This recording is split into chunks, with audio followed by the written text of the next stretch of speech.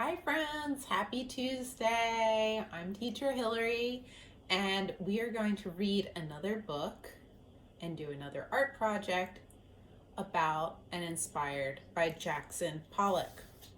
Today we're reading Action Jackson by Jan Greenberg and Sandra Jordan. It's illustrated by Robert Andrew Parker. Here's the front. On the back it says that Jackson Pollock, known as Action Jackson because of the amount of movement and emotion he expressed in his paintings, did not paint like a normal artist. He neglected the easel and chose house paint over oils or watercolors. Some liked his modern style and some didn't, but everyone agreed he was a true original. This is also a Sibert Honor Book, a New York Times Best Book of the Year, a Publisher's Weekly Best Book of the Year. Another review says this stunning collaboration is both a tour de force and an uncommon pleasure. The Kirkus Reviews starred review. And a quote from Jackson Pollock is on the back as well. I don't know where my pictures come from, they just come. Okay, here's the back.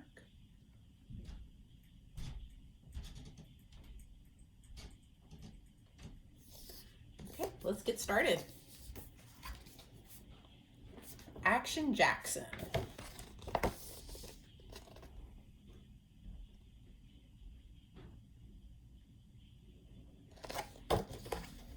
Some of this account is imagined. We don't know if the sequence of events during the months of May and June 1950, when Jackson Pollock painted Lavender Mist, was exactly as we have described it. But we do have many first-hand reports about the summer when he made so many of his great paintings. His life in springs, the way he dressed, the way he talked and walked, and most important, the way he painted. And on those we have based our story.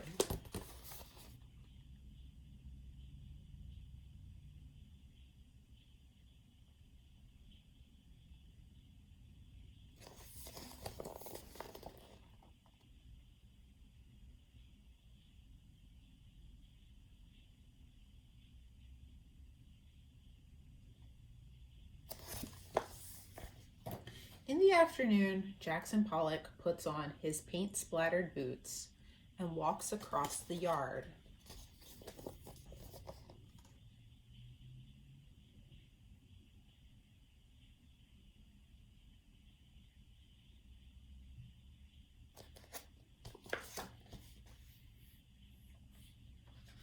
The wind blows in from Gardner's Bay, bringing the scent of salt marshes and sea lavender. His eyes miss nothing. Sunlight on the tree branches, tangled stalks of blackberry bushes, beetles crawling in the grass underfoot.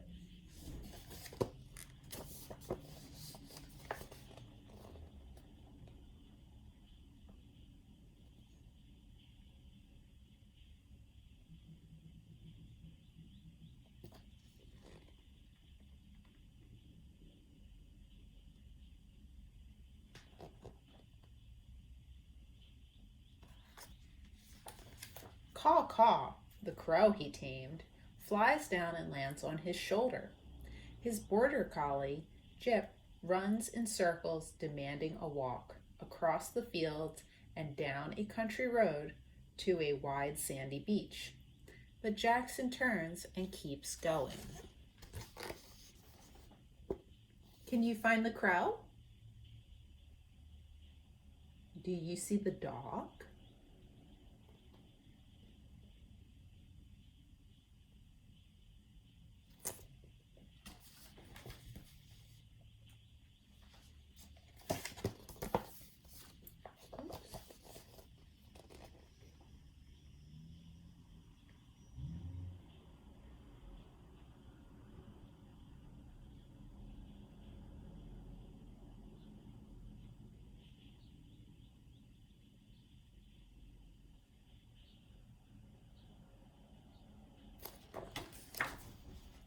The gray, weathered barn used to be filled with rusted machinery, old fishing gear, and broken tools.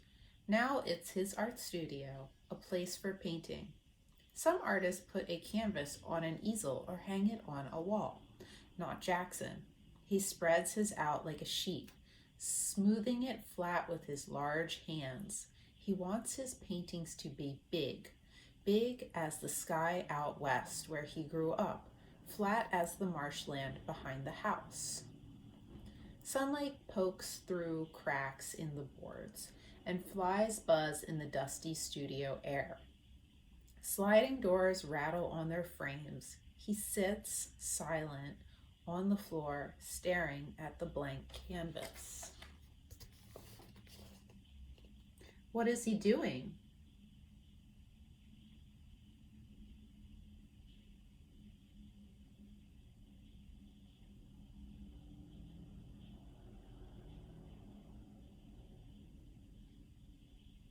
Yes, smoothing the canvas flat.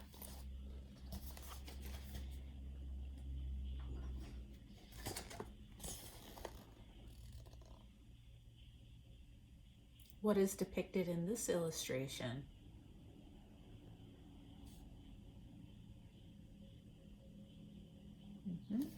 His tools, his paint. Some artists cover the canvas with a base coat of white paint. Not Jackson. He wants the paint to soak into the surface, leaving bare patches peeking through the stains of color. Some painters use oil paint or watercolor. Not Jackson. He'll use ordinary house paint from the hardware store to make his painting. Some artists paint pictures of flowers or people or landscape. Not Jackson. He expresses his thoughts and feelings directly on the canvas, calling it energy and motion made visible.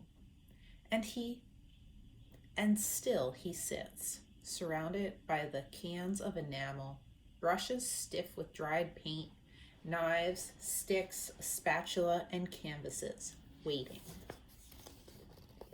There they are.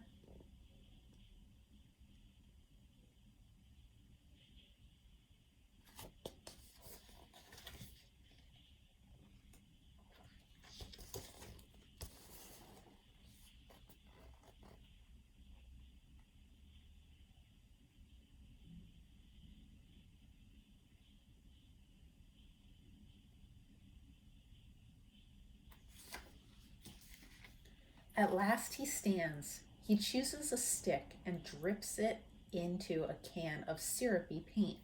Slowly he circles the canvas, stepping around the edges, straddling the corners. Black lines form a tangled web. Now he chooses a brush, working toward the middle. Sprays of color, tan, teal, yellow, and white. An athlete with a paintbrush. He uses his whole body to make the painting. Layers build with each gesture, new colors emerging, blending, and disappearing into the wet surface. He swoops and leaps like a dancer, paint trailing from a brush that doesn't touch the canvas. I want to make a longer and longer line. I want it to keep going.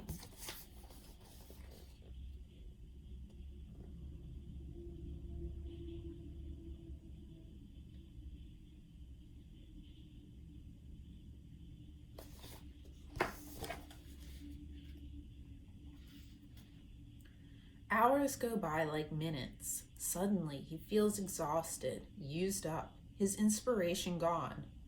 Things get in the way of the flow, like roots blocking a soil line. He puts down the brush and goes into the house to help make supper, his mind filled with thoughts about the wet paint back on the studio floor.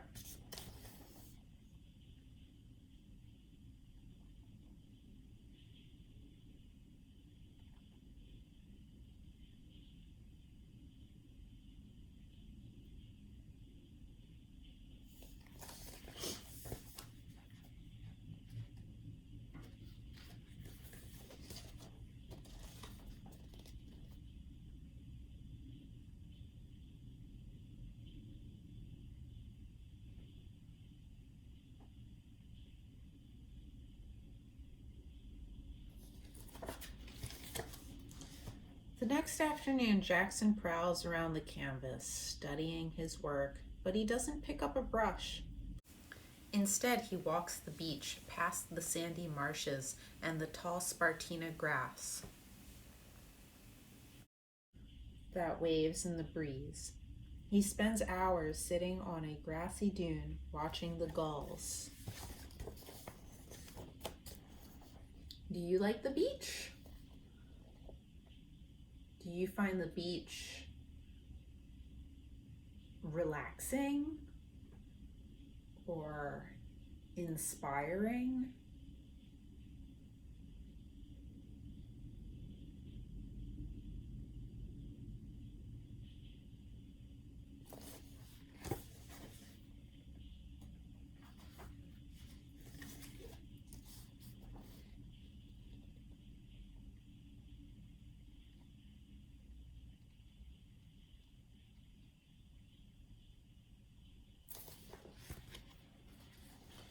In the barn, the layers of paint dry.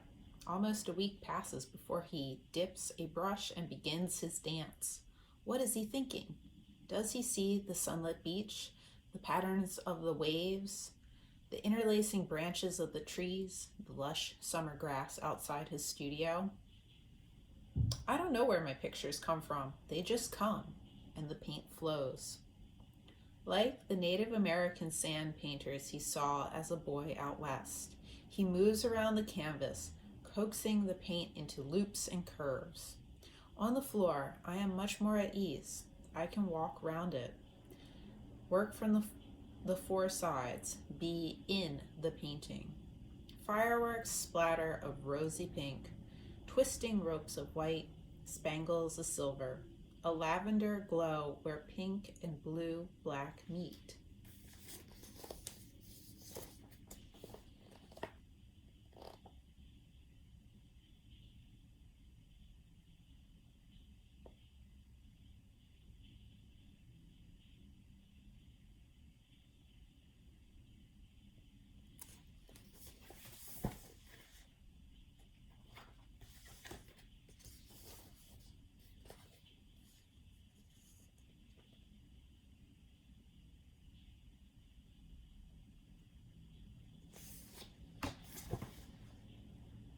Jackson listens to jazz recordings in the evening.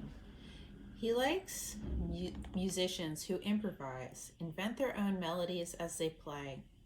While he paints, the notes spin over and over in his memory. Swish and swish again. The rhythm of the brushes matches the rhythm of the music. If a penny fell out of his pocket, he would leave it. An insect lands in the wet paint, and it stays. Nails and tacks become part of the texture. He caresses the surface with sticky, paint-stained hands. One, then two, handprints across the canvas.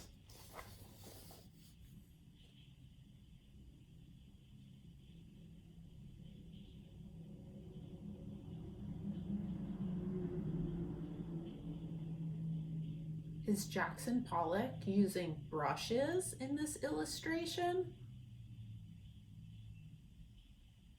Is he splashing paint? Or is he using his hands?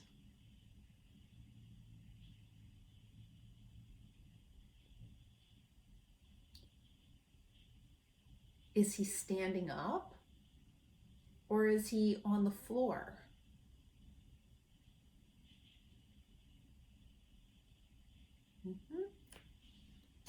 Have you ever painted while kneeling on the floor? Something to think about.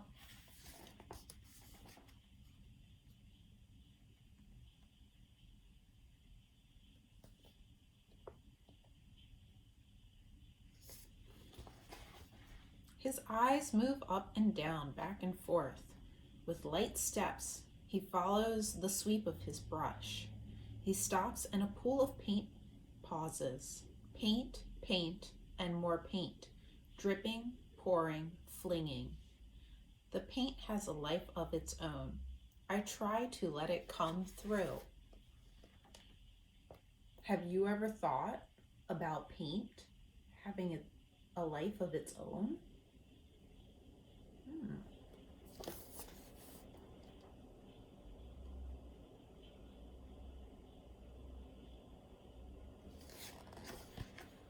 Again, he stops. He climbs a ladder to look down at the whole canvas. Every muscle aches, but his eyes, his mind, and his heart know the painting is finished.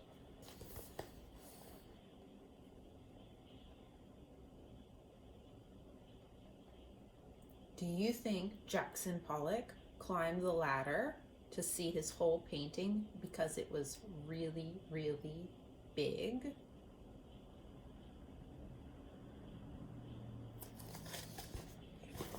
I think so. Whoa.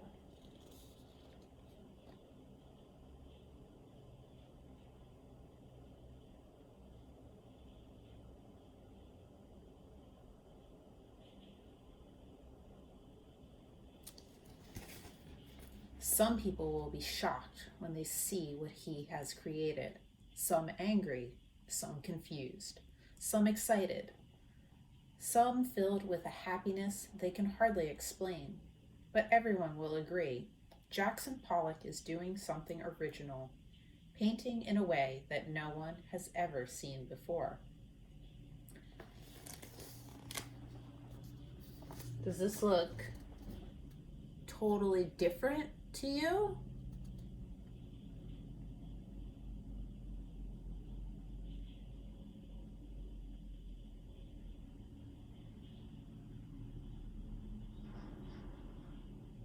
Is this what you expect to see when you look at when someone says a painting?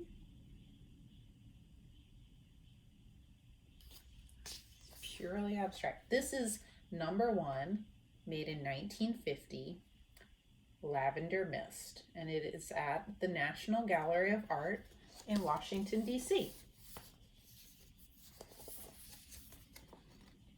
Look at all these lines, colors that are there and created optically.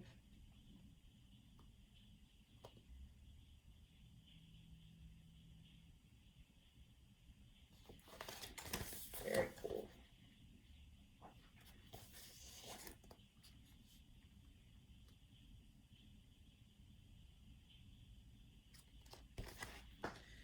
For the next few days, he and his wife Lee plant the vegetable garden.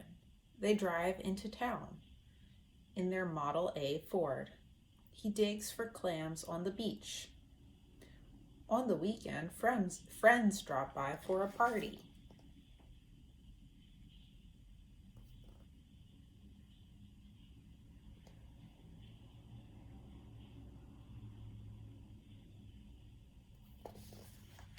It will take another week for the thick paint to dry. Then Jackson and Lee will tack the canvas to the studio wall.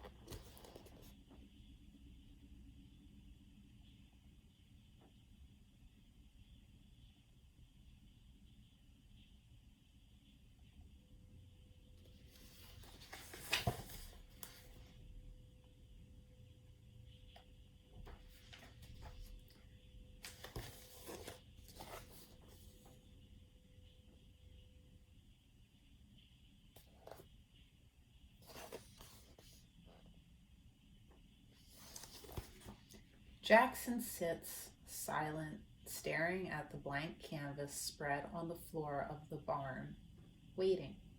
Soon he will dip his brush in a can of paint, lifting it high in the air to begin again.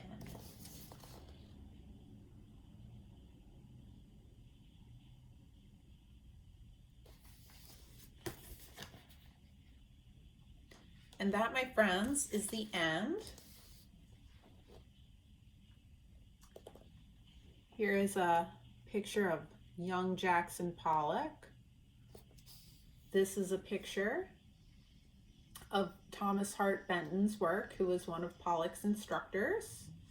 And here is an early Pollock painting from 1914 46. And then over here, we have another picture of a younger Jackson Pollock. And then here is Jackson Pollock, photographed in 1950, making the work, some of the style of work he is most well known for.